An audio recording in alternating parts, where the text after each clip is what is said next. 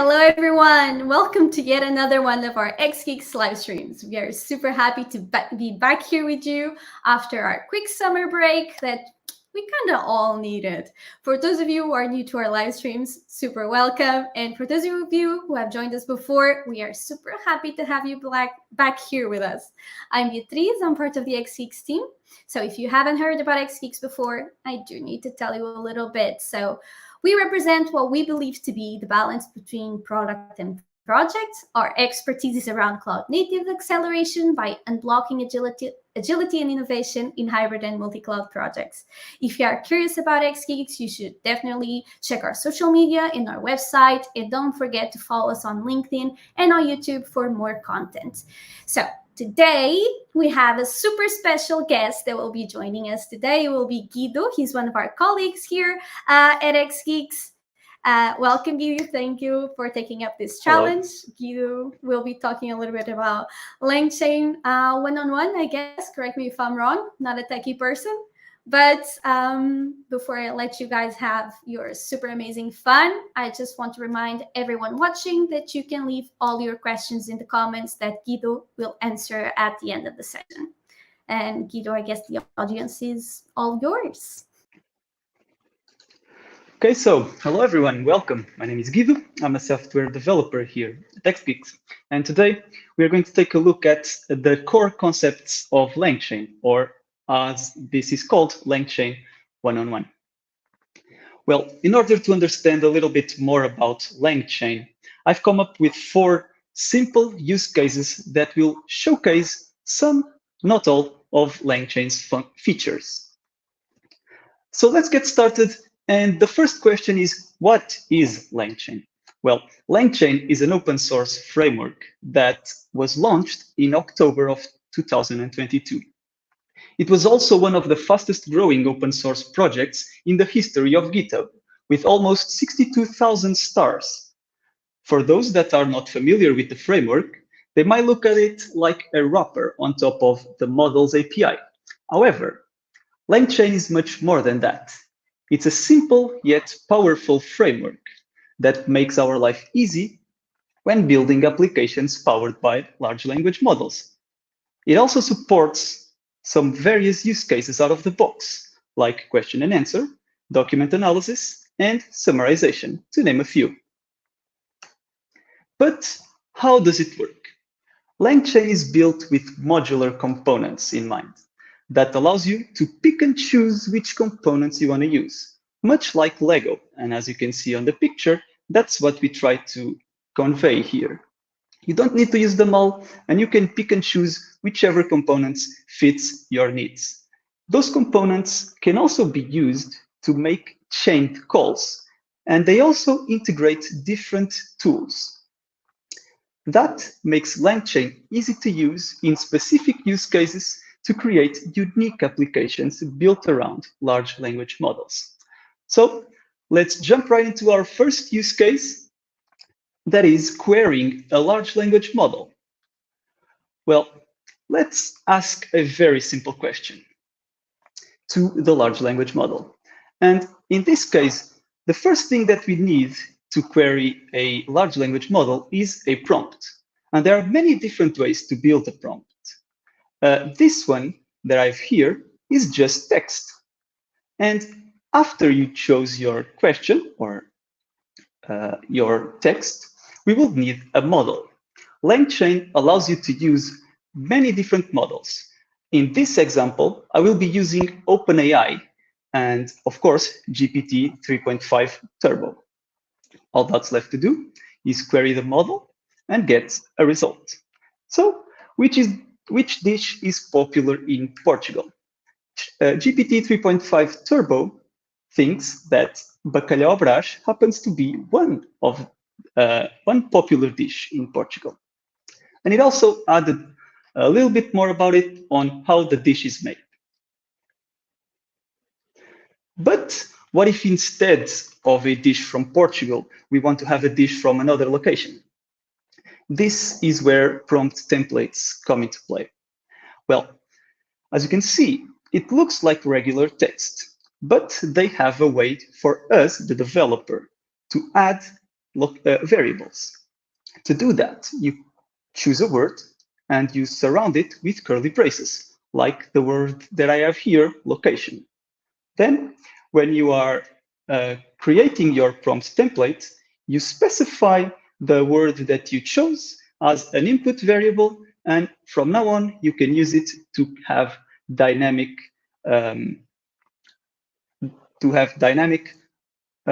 words inserted into your text.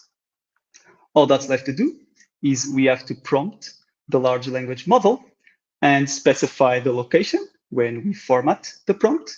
In my case, I'm going to use Spain to get a popular dish from Spain. And just like before, we'll get paella. So paella, of course, is a popular dish in Spain, and it sure looks like a good dish. And I wonder how to make it. However, I'm a developer, and that means that I'm lazy. So let's ask the model in a lazy way. First, let's use the previous prompt template to create a LLM chain. I like to look at these LLM chains, not like real chains, but more like chain links, because in the end, you will use them and you will link them to create a longer chain. Secondly, let's go ahead and create a new chain with a dish variable. Now, what we want to happen is for the output of the first link to become the input for the second link. And to do that, we need to chain those two links together into a simple sequential chain. As you can see, first we have the location chain, and then we have the dish chain. And if we run this chain with the location of Spain, instead of paella, we will get the recipe for the most popular dish in the location that we specified. Very nice. Now I know how to make paella. And now, up until this point, the model response was always been plain text. But sometimes that's not very useful. And what if we want the response to be in another format? Well, this is where output parsers shine. And in order for us to use it, the first thing we need to do is we need to define a response structure. Well, let's go ahead and create one. The response schema, how I called it, is comprised of two response schemas. Well, the first one has the name dish and a description that is the name of our dish. And the second one has the name ingredients. And well, it's going to be a list with the ingredients required to make paella.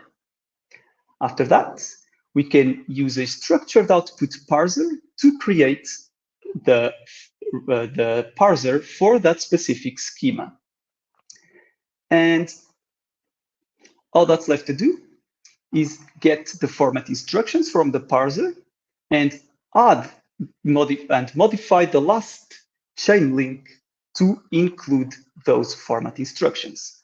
Those then need to be passed as partial variables, and the rest, it's much like we did before, where we would replace the last chain or modify the last chain with the new one and run it again with the location of Spain. And instead of getting plain text, I will get a JSON response with, of course, the name dish and the name of the dish and a list of ingredients. Output parsers can be very helpful for very different purposes, like using the output of the model in other parts of your application. And during this use case, we learned a little bit about these concepts: prompt templates, chains, output parsers, chain links, and so on. However, unless you've been living under a rock for the past few months, you probably heard of ChatGPT. And with LangChain is also possible to have a chat with a model. Let's go ahead and look how. The first thing that we need in order for us to have a chat with a large language model is to have messages. And messages have three types. They can be a system message, which conveys helpful background context to the large language model and instruct it on how it should behave and what it should do. And you can have human messages. These are messages that are used to represent the user that's using the chat. And we also have AI messages. Those messages are typically what the model responds with. And like in the previous example, we will also need a model. However, instead of the OpenAI model, we're going to use the chat OpenAI model. There is a difference here, and the difference is that the chat OpenAI model is backed by a language model that takes a series of messages and returns a message output. The other one, the OpenAI model without the chat, is just a model that does, well, it receives text and it outputs text. So it gets text in and outputs text back. And with this, if I ask as the human, where should I go to see beautiful beaches? The chat will say, Yar, we should set sail for the Caribbean because I've instructed it to speak like a pirate. Great. But what if we want to keep up with the conversation? Usually, when we are sending requests to an API, those interactions are stateless, meaning that each query is independent. On applications like chatbots or like the ChatGPT, it is essential to remember previous interactions, both for short-term memory as well as long-term memory. In order for us to have memory of the conversation, we need to add the new messages to the list that we created. And that can be cumbersome. So as you can see, I've added the AI message to our list of chat messages, and I've added a new message with how are the beaches in the Caribbean. And as you can see, the model is able to use all of those messages to keep the conversation flowing. However, this is cumbersome, and LangChain comes to the rescue again. It provides a memory class that helps you keep a history of the user interactions with the model. In this example, I'm using a module called Chat Message History. And this module exposes methods like add user message or add AI message. And this is just so that we can more easily manage the conversation history throughout our application. Then again, instead of passing our list of messages, we will pass the history messages instead. And like I mentioned, the module can then keep the conversation flow. There are other modules to keep the conversation state. For instance, the one that we are using here keeps the conversation state in memory. However, we can keep the conversation state in a database or even on a file. So during this use case, we learned a little bit more about some concepts that are really interesting, like the chat messages, the chat history, how to keep the conversation flowing. But we are exploring use cases that are really small and really that don't have much in the way of prompts or messages. And I wanted to bring up the summarization use case because I think it involves unique challenges that we need to overcome and that we need to be aware of. So let's go ahead and look at summarization. Let's try and summarize a history. And the first thing that we need to do is we need to load a history. And then again, LangChain, once again, got me covered with this. We are using here text loader to load data from an external source. There are many types of loaders out there, and LangChain has a few.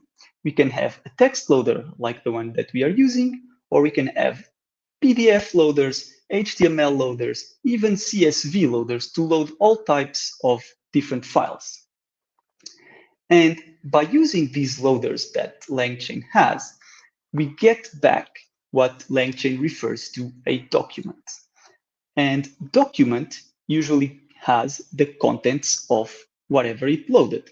So in this case, the page content of our document happens to be a very small story about a lion and a mouse who live nearby each other.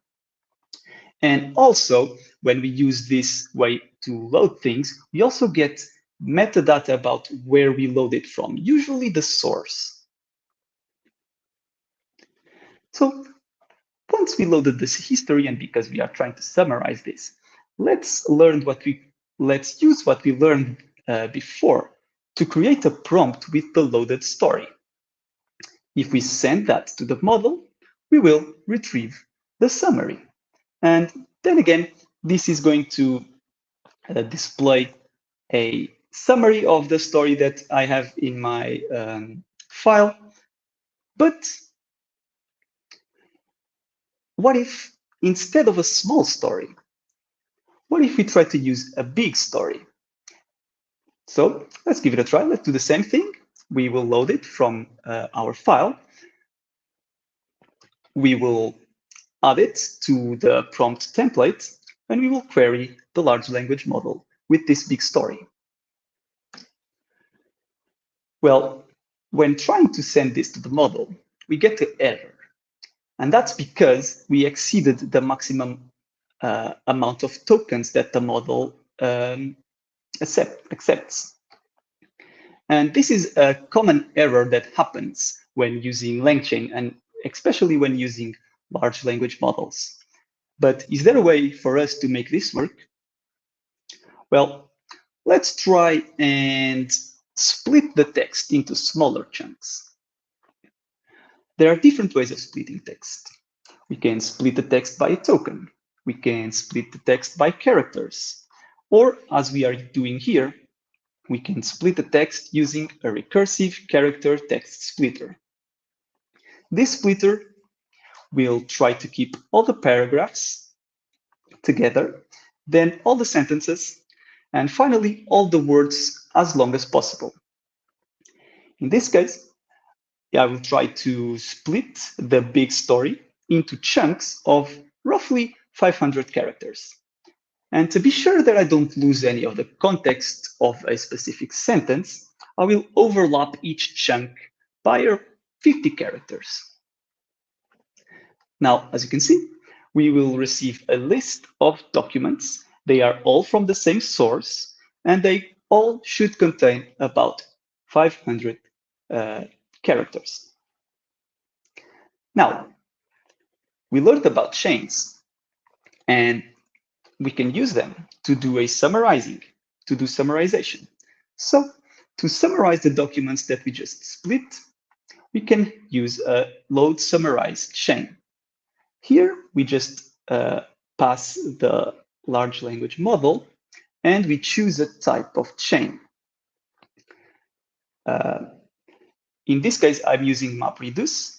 MapReduce summarizes each document first, and then with all the summarizations, it does a final summary, and that's what we get in the end.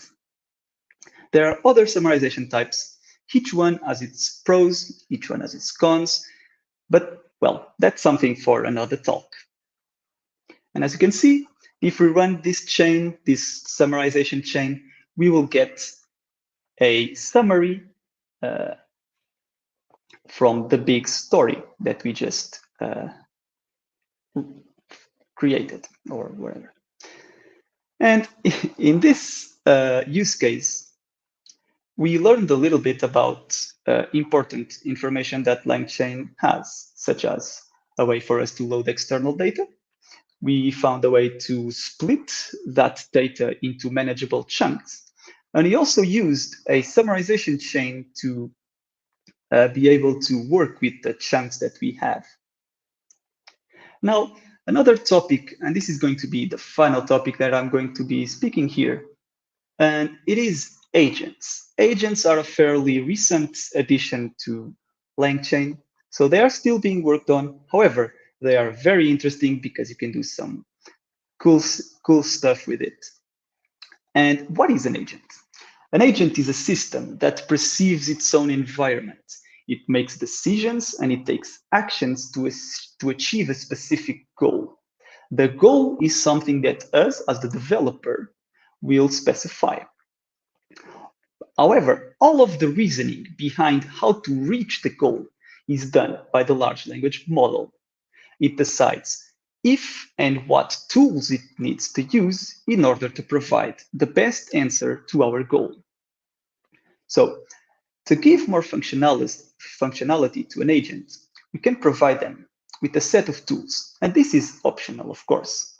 In our case, I'm going to be providing my agent with two tools. The first is SERP API, and the second one is OpenWeatherMap API.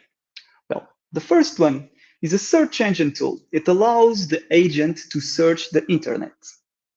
And the second one, well, should be self-explanatory, but it is an API that provides information about the weather. So we load the tools into the agent, and we initialize our agent with our set of tools. And from this point on, we don't have much control over the decisions that the agent makes. And for that reason, it is useful to add the flag verbose to our agent. This is so that we can see what the agent was thinking and the reasonings behind what the agent did. So let's go ahead and try to run this agent, and let's make it explain what LangChain is. Also, keep in mind that the model that we are using, GPT 3.5 Turbo, wasn't trained on data from after 2021. Therefore, there is no way for the model to know about LangChain, simply because it didn't exist. So, our model uses the SERP API to get information about LangChain from the internet. And if you look at the output, and this is the debug output that the agent does, first, you can see that it is not familiar with LangChain, just like I explained. So he should search information about LangChain. So that's going to be his first action. It's going to be a search. And what is the action input? A LangChain explanation. Then we get an observation. This is what the agent will write on its little notebook. So the observation is the response from the SERP API about LangChain. And then he will look at his notes and he will say, okay, with this that I've written here, I have a basic understanding of what LangChain is, and therefore he can give us a final answer that LangChain is an open source framework that allows AI developers to combine large language models with external data, and so on and so forth. And this was the first example. The agent chose to use the search. Now let's look at a second example. So let's ask the agent, what is the weather like in Leiria? And for those who don't know, Leiria is where I'm from. So let's try and see if the model knows what's the current weather. And as you can see, the first thing that the agent does is, since he knows that he has open weather map, he will use it. And he could understand that Leiria was the city that we wanted the weather for.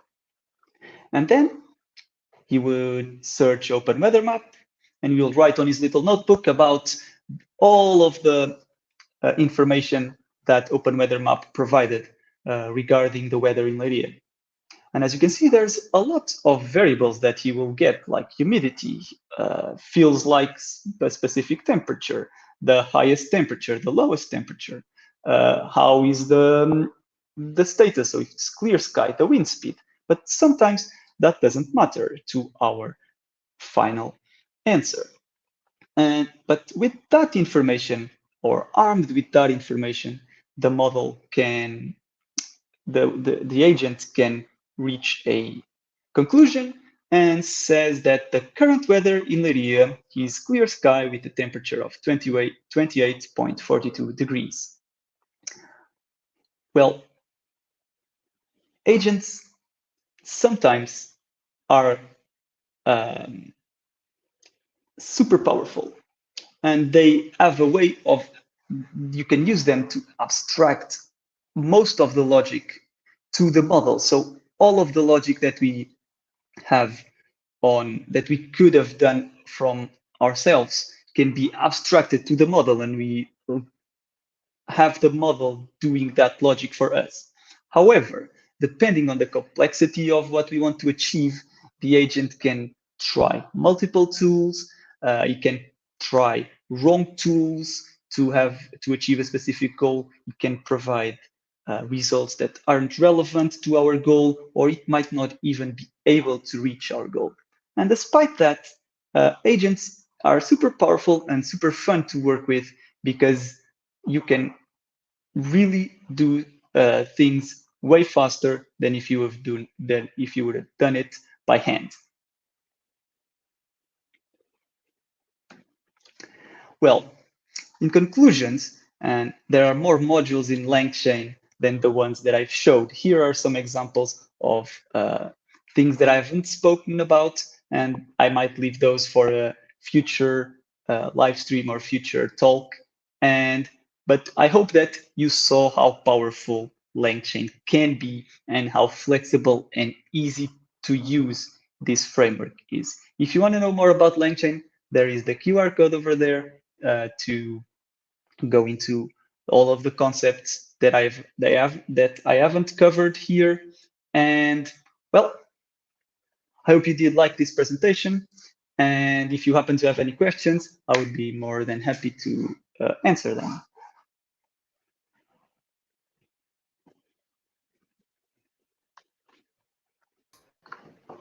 Well, thank you so much, Guido. Let's just wait a few seconds because there's a slight delay, but it was a very interesting presentation. I always learn something from being the host of the sessions.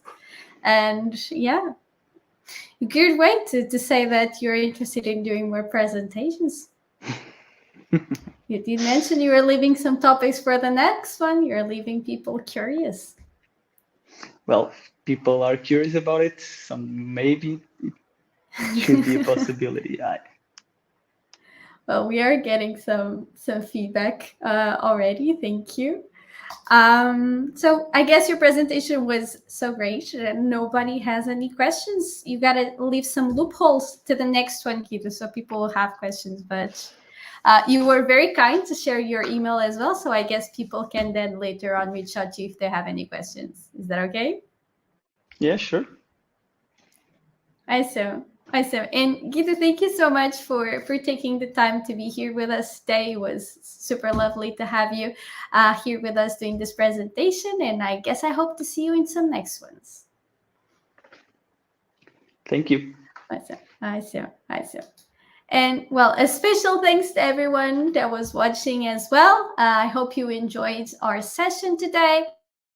Of course, there are more to come, so stay tuned for in our social media as we always share about these events a little bit up front. And it was lovely to see you, and I hope to see you in the next one. Bye bye, everyone.